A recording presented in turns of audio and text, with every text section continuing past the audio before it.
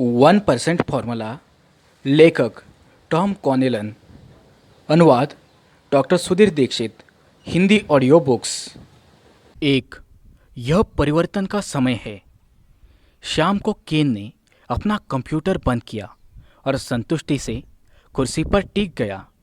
यह एक और शानदार दिन था जिसमें उसने बेहतरीन काम किया था।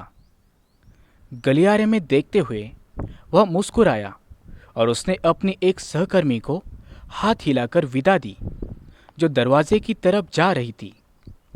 ऐसे लोगों का आसपास रहना बेहतरीन था जिनके साथ वह मिलजुल कर बहुत अच्छी तरह काम कर सकता था। उसकी नज़रें उस पुरस्कार की ओर गई जिसे उसने कुछ समय पहले ही फ्रेम कराकर दीवार पर बाकी पुरस्कारों के नज़दीक टांगा था। उसने याद किया कि हर पुरस्कार मिलते समय उसे कितना अच्छा लगा था और उसके साथ मिलने वाले प्रमोशन तथा सम्मान भी। फिर उसने अपनी डेस्क पर अपने परिवार के फोटो देखे। केन का वैवाहिक जीवन बेहतरीन था, एक बेहतरीन महिला के साथ। वे एक दूसरे से प्रेम करते थे और मिलकर बहुत मज़े करते थे, और जब जिंदगी में मुश्किलें आती थी तो वे एक दूसरे को सहारा देते थे। जहाँ तक बेटे और बेटी की बात थी, उन पर केन को सबसे ज़्यादा गर्व था और उनके आसपास रहने से हमेशा खुशी मिलती थी, लगभग हमेशा। आखिर वे बच्चे थे, केन ने मुस्कुराते हुए सोचा।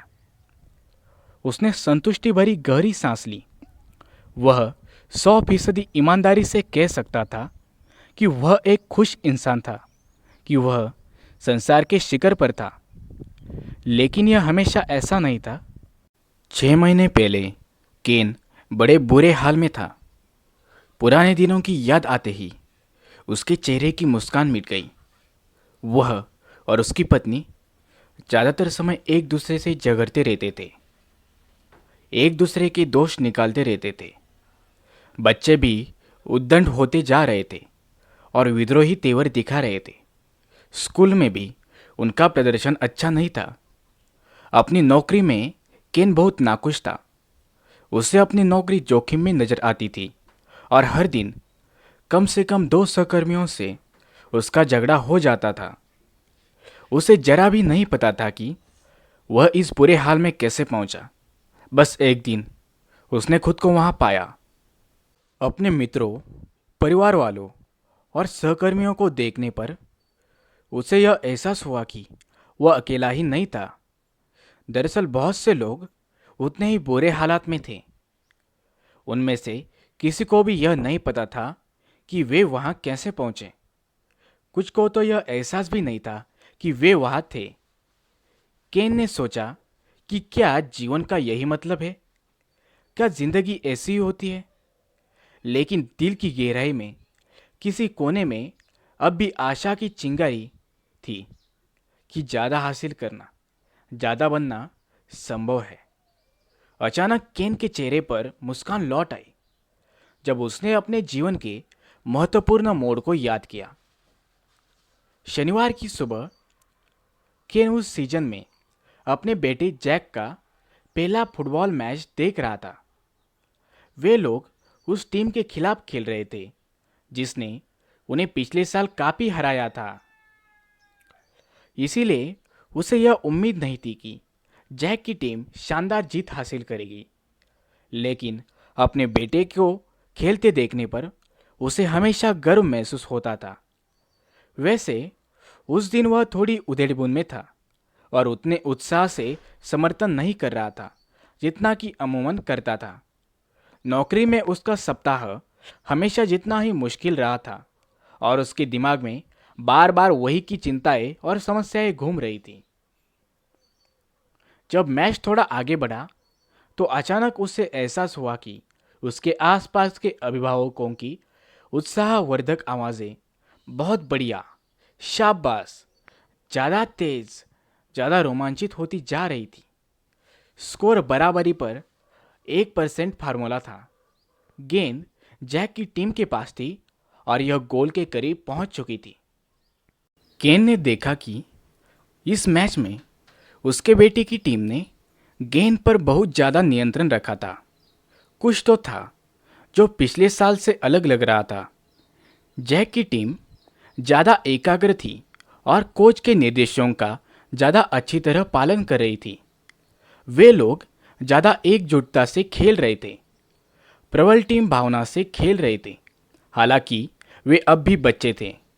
कई बार तो वे मैदान में इधर से उधर जाते और गेंद के चारों ओर झुंड बनाते, अमीबा जैसे लगते थे।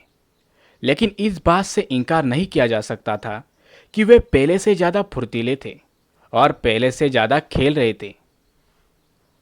जैक की टीम में कोई खास बदलाव नहीं हुए थे।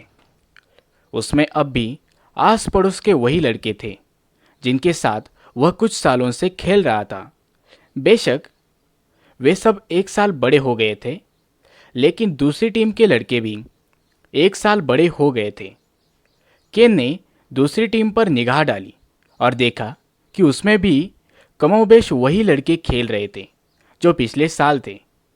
दूसरी टीम का कोच अब भी वही था जो मैदान के विपरीत छोर पर खड़ा था। बेशक उसके चेहरे पर हैरानी का भाव था जो केन ने पहले कभी नहीं देखा था, लेकिन वह निश्चित रूप से वही कोच था। केन ने याद करने की कोशिश की कि क्या जैक ने उसे बताया था कि उनकी टीम में कोई नया कोच आया है। उसे याद नहीं आया। उसने एक पल के लिए मैदान से दूर देखा। हाँ, निश्चित रूप से यह कोच जिम ही थे जो मैदान के बाहर बैठे थे जहां वे हमेशा रहते थे। फिर केन ने दूसरी निगाह डालने के लिए धीरे से अपना सिर घुमाया। ये जिम ही थे, लेकिन कुछ बदले बदले लग रहे थे। मैदान में खेलते लड़कों की तरह ही वे भी ज़्यादा प्रेरित, ज़्यादा एकाग्र नजर आ रहे थे। उनके व्यक्तित्व में ऐसा कुछ था, उनके हाव भाव में एक ऐसा आत्मविश्वास नजर आ रहा था जो पहले नहीं दिखता था। फिर अचानक मैच के अलावा हर चीज़ केन के दिमाग से कापुर हो गई। वह दूसरे अभिभावकों के साथ उछलकर खड़ा हो गया, तालियां बजाने लगा और उत्साहवर्धक आवाज़ें निकालने लगा जब जैक ने अपनी टीम के साथी को पास दिया जो सही स्थिति में आया और उसने गोल कर दिया। जैक की टीम ने मैच जीत लिया। मैच खत्म होने पर केन और बाकी अभिभावक टीम को बधाई देने लगे। उन्होंने दूसरी टीम के साहस और प्रयास के लिए उनकी प्रशंसा भी की। विजय के उल्लास में काफ़ी शोर शराबे वाला माहौल था। जूस बॉक्स और कुकीज़ थमाने का दौर शुरू हो गया। इस दौरान केन की नज़रें कोच जिम की नज़रों से मिली। वह उनसे हाथ मिलाने के लिए उनके पास गया। कोच, बधाई और धन्यवाद। मेरा बेटा जैक तो बहुत बढ़िया खेलने लगा है। बाकी सभी लड़के भी। ईमानदारी से कहूँ तो सुधार आश्चर्यजनक है, केन ने कहा। कोच जिम हल्के से मुस्कुराए और बोले, लड़के आज यकीनन बहुत बढ़िया खेले। उन्होंने जमकर अभ्यास किया और अपना सब कुछ झोंक दिया। मुझे उन पर बहुत नाज है। मुझे भी नाज है, केन ने कहा। फिर वह जैक की ओर मुड़ा जो उसी समय अपनी टीम के साथियों से पल भर के लिए अलग हुआ था।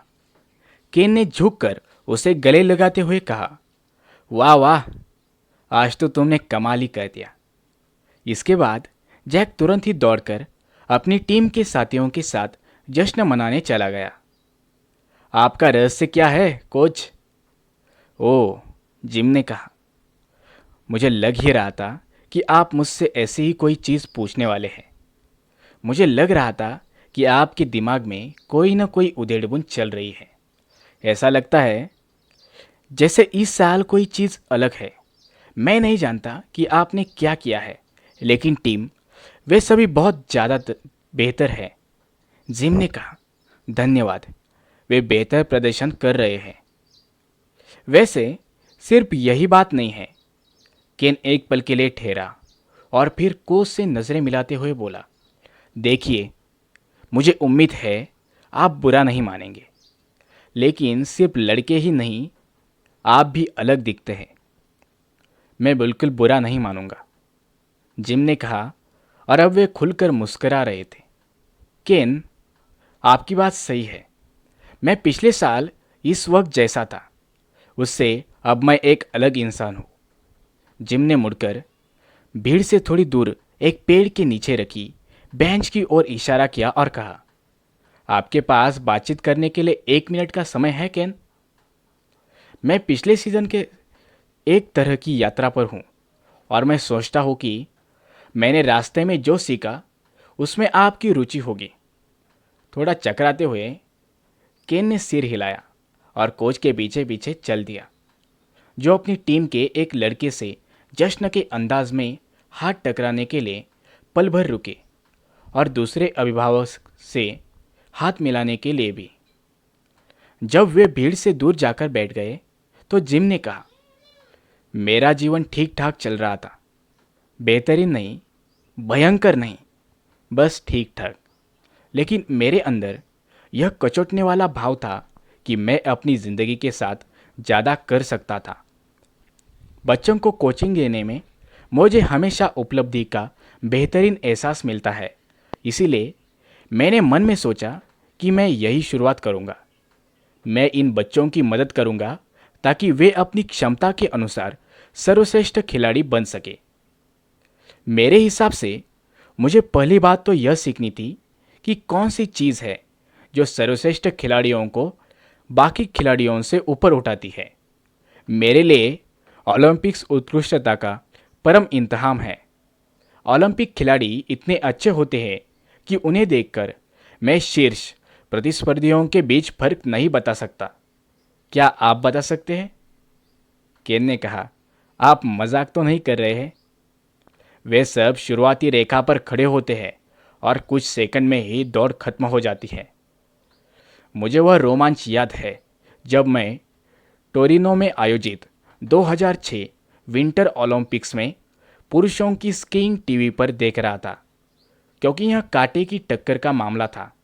जिम ने आगे कहा, इसीलिए मैंने पलटकर परिणामों को देखा। केन, पहले और चौथे स्थान का बीच का फर्क, यानी स्वर्ण पदक और कोई पदक नहीं के बीच का फर्क सिर्फ 1% था। हैरानी में केन ने मुंह से सीटी की आवाज़ निकल गई। कोच जिम ने आगे कहा, देखिए, इससे मैं सोचने पर मजबूर हो गया। मैं ओलंपिक्स के उन खेलों के परिणाम का विश्लेषण करने लगा जिनमें गति, दूरी या वजन का वस्तुपरक पैमाना लागू किया जा सकता था। मैं देर रात तक गणनाएं करता रहता था कि कौन सी चीज़ है जो पदक विजेताओं को बाकी लोगों से अलग करती है। जाहिर है, इससे मेरी पत्नी पगला गई, जब तक कि मैंने उसे वह नहीं बताया जो मैंने सीखा था। वह एक शिक्षिका है, इसीलिए वह सोचती थी कि वह उत्कृष्टता को नापने के बारे में सब कुछ जानती है। देखिए, मैंने जो खोजा उससे आपके भी होश उड़ गए। केन ने अपनी भौहें उठाई और उम्मीद में आगे झुक गया।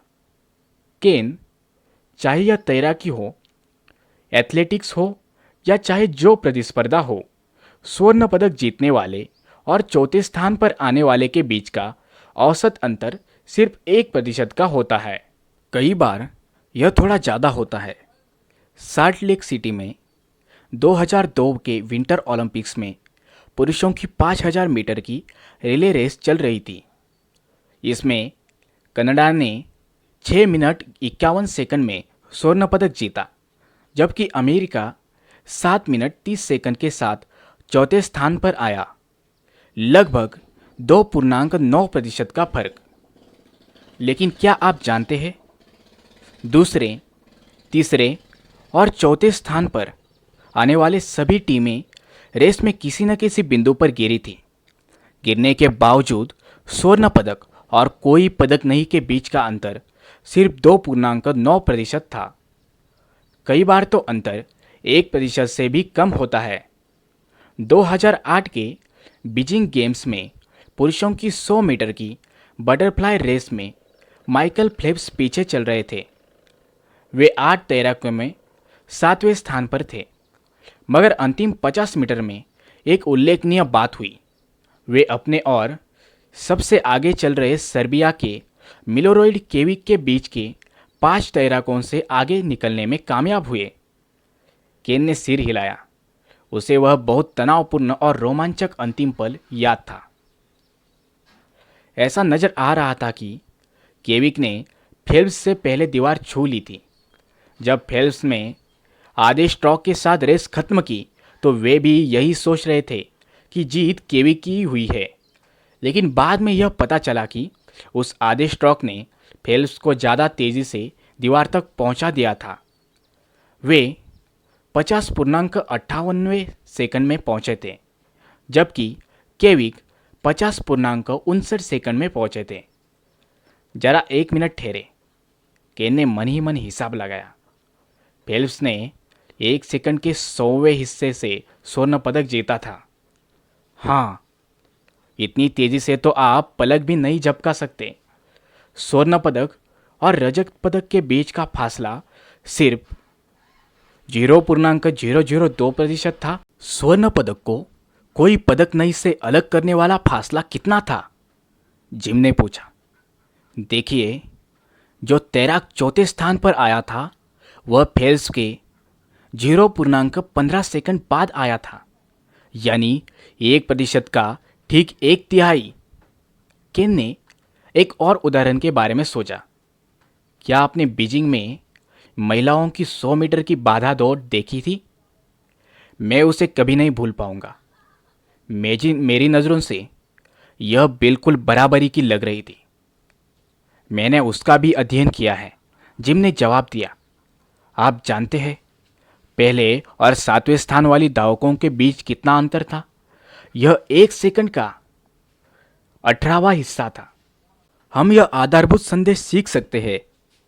जब आप औसत निकालते हैं तो असाधारण और असाधारण रूप से असाधारण के बीच का फर्क सिर्फ 1% होता है। 1%, बस इतने की ही जरूरत होती है? केन ने पूछा। उसे एक पल के लिए अपने भीतर वह छोटी चिंगारी सुलगती महसूस हुई। यकीन नहीं होता कि यह इतना शक्तिशाली है, वह बोला। फिर जब उसकी निगाह कीचड़ और घास से सने बच्चों पर गई तो उसे अपनी मुस्कुराहट रोकनी पड़ी। कोच, कहीं ऐसा तो नहीं कि आप भी जल्द ही ओलंपिक में जाने की योजना बना रहे हैं?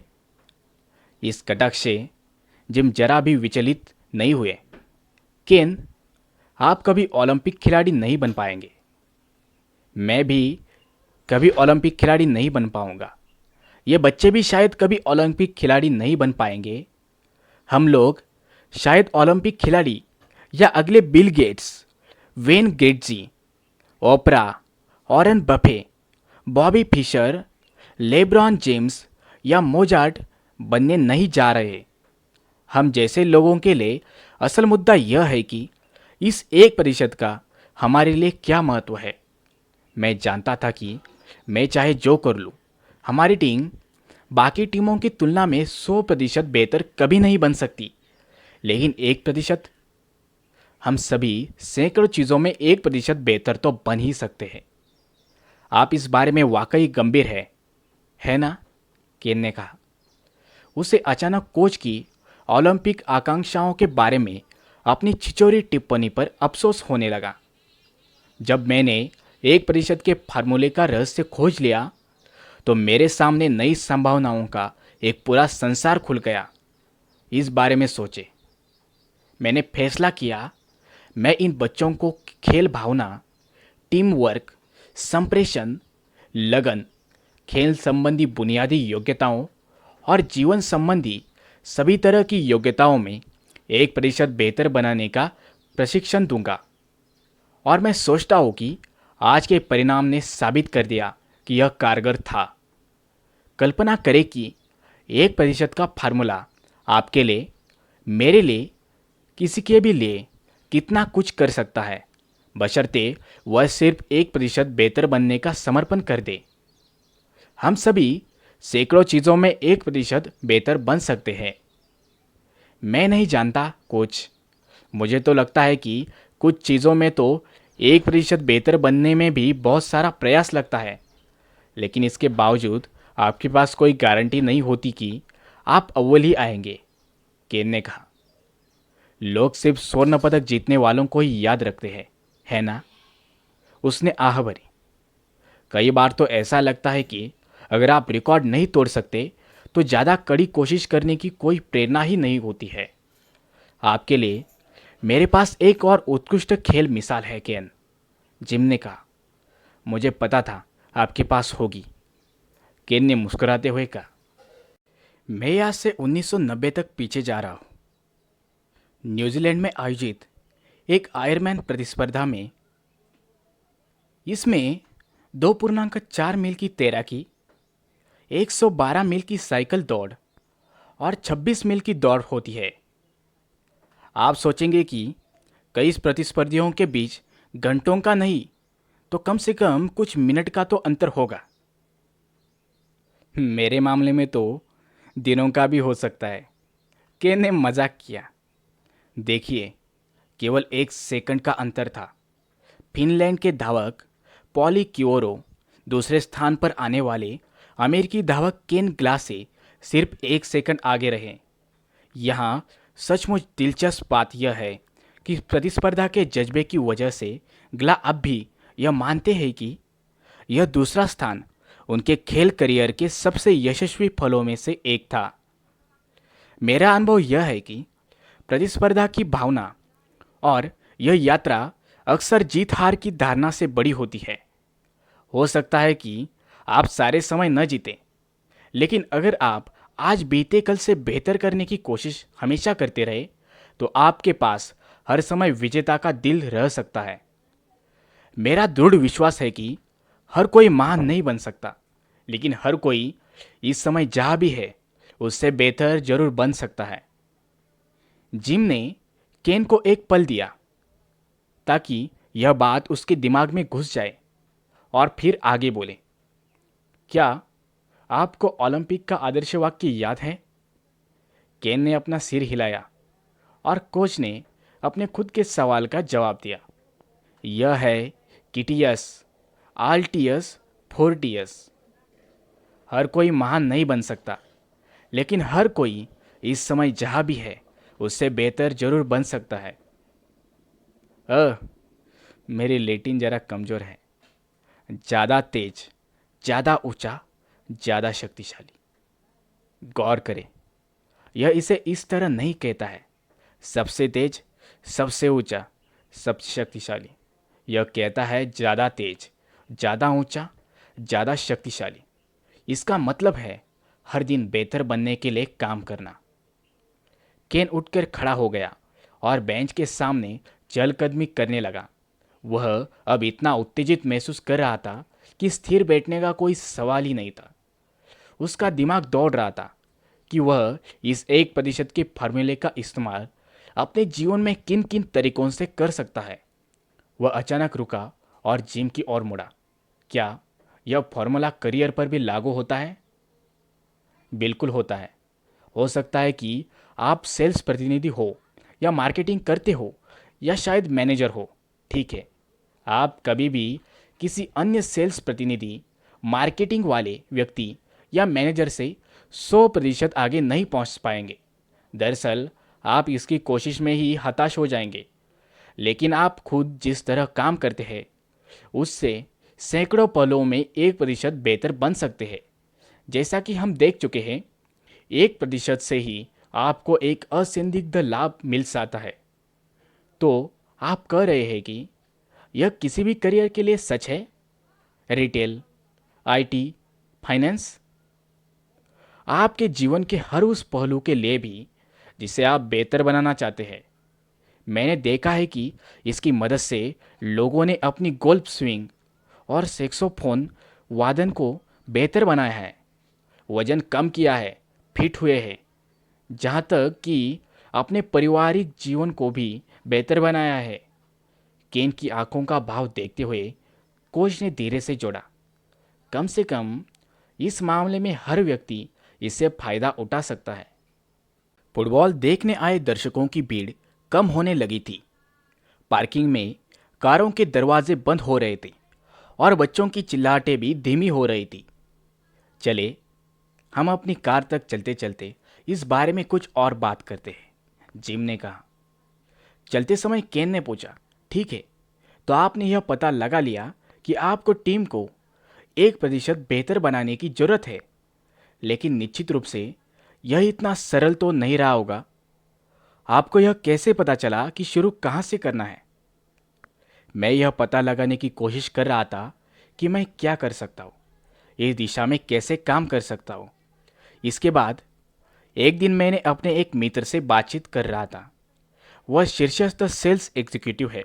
अगर ओलंपिक में बेचने की प्रतिस्पर्धा होती तो स्वर्ण पदक उसी को मिलता। मैंने उससे अपना विचार बताया और उससे पूछा कि मैं उससे क्या सीख सकता हूँ, क्योंकि वह अपने काम में इतना ज़्यादा सफल है। जिम ने जानबूझकर केन से नज़रें मिलाई। मेरे मित्र ने मुझसे कहा कि जिम, अब समय आ गया है। समय आ गया है? केन ने सवालिया अंदाज में पूछा। मैं आपको एक ऐसी बात बताने जा रहा हूँ जो केवल चंद लोग ही जानते हैं, क्योंकि मुझे यह एहसास हो रहा है कि आपके लिए भी समय आ गया है। मेरे उस मित्र ने मेरा परिचय लोगों के एक अविश्वसनीय समूह से कराया, जिन्होंने उत्कृष्टता हासिल करने में अपनी जिंदगी लगा दी है। उनसे मिलकर मैं हैरान रह गया, क्योंकि यह पता चला कि वे पहले से ही उस सिद्धांत के अनुसार जी रहे थे जिसे मैंने ओलंपिक के परिणामों के शोध में खोजा था। मैं आपको एक ऐसी बात बताने जा रहा हूँ जो केवल चंद लोग ही जानते हैं, क्योंकि मुझे एहसास हो रहा है कि आपके लिए भी समय आ गया है। उन्होंने ओलंपिक के रिकॉर्ड नहीं देखे थे, जिनसे पता चलता था कि सर्वश्रेष्ठ प्रदर्शन और सामान्य प्रदर्शन के बीच केवल 1% का ही अंतर होता है। लेकिन उन्होंने इतना समझ लिया था कि यह बहुत छोटा अंतर होता है। अपने सहज बोध और अनुभव से वे पहले ही जान चुके थे कि सफलता पाने का तरीका यही है। आप लगातार छोटे लक्ष्यबद्ध सुधार करते रहे। इसीलिए जब मैंने आकर अपने आंकड़े बताए तो उन्हें ऐसा लगा जैसे पहेली का आखिरी टुकड़ा मिल गया हो। जल्दी हमने उत्कृष्टता बनाने की नीति को एक नाम दिया, 1% का फार्मूला। अब इस समूह में हम 6 लोग थे। मैं, मेरा मित्र सेल्स एग्जीक्यूटिव, एक शीर्ष भौतिक ज्ञानी, एक मनोवैज्ञानिक, एक व्यवसाय मालिक, और इससे शायद आपको हैरानी नहीं होगी, एक पूर्व ओलंपिक खिलाड़ी। चिंता न करें, इस समूह में कोई बैठकें या गोपनीय रस्में नहीं होती है। आप इसे क्लब जैसा मान सकते हैं। हम आप जैसे लोगों को इसमें शामिल करते हैं जो अपने जीवन में परिवर्तन करने को तैयार है। मैं, केन ने थोड़ी हैरानी से कहा, देखिए, मुझे गलत न समझे। मैं आभारी हूं कि आपने मुझे समय दिया, लेकिन मैंने कभी नहीं कहा। उसके शब्द हवा में खो गए जब उसे एहसास हुआ कि कोच ने उसमें कुछ ऐसा देख लिया था जो उसे भी इस समय तक पता नहीं था। अगर आप अपने जीवन में परिवर्तन करना चाहते हो तो मैं अपने समूह के बाकी लोगों से आग्रह करूंगा कि वे आपको उत्कृष्टता हासिल करने के अपने रहस्य बताएं। यह आसान नहीं होगा। आपको अपनी कुछ पुरानी आदतें छोड़नी होगी, काम करने के पुराने तरीके बदलने होंगे, अपने तथा दूसरों के बारे में अपने कुछ विश्वास भी त्यागने होंगे। इसके अंत में आप रोमांच और उपलब्धि की संतुष्टि की अपेक्षा कर सकते हैं, लेकिन मैं इस कड़वी गोली पर शक्कर की चाशनी नहीं लपेट रहा हूं। रास्ते में चुनौतियां आएंगी। वे बच्चों और अभिभावकों के समूह के पास पहुंच गए जो अब छंटते जा रहे थे। केन, अभी कोई जवाब न दे, इस बारे में अच्छी तरह सोच विचार कर ले, जिम ने कहा, और वे एक अन्य अभिभावक से बात करने चले गए। केन ने जैक और उसके सबसे अच्छे मित्र को कार में बैठाया और कहा कि रास्ते में बर्गर की पार्टी उसकी तरफ से रहेगी। बच्चे अंदर बैठ गए और केन दरवाज़ा बंद करने ही वाला था कि तभी जिम कार के पास आ गए। केन ने ऊपर देखते हुए कहा, धन्यवाद कोच, आपने मुझे सोचने के लिए वाकई बहुत कुछ दिया है। आपका स्वागत है। मैं आपको यह देना चाहता हूँ, जिम ने उसे एक बिजनेस कार्ड थमाया। अगर आप निर्णय लेते हैं कि आप तैयार हैं तो मुझे फ़ोन कर दे। यकीन माने, यह वाकई बेहतरीन यात्रा है। धन्यवाद। Hindi audio books.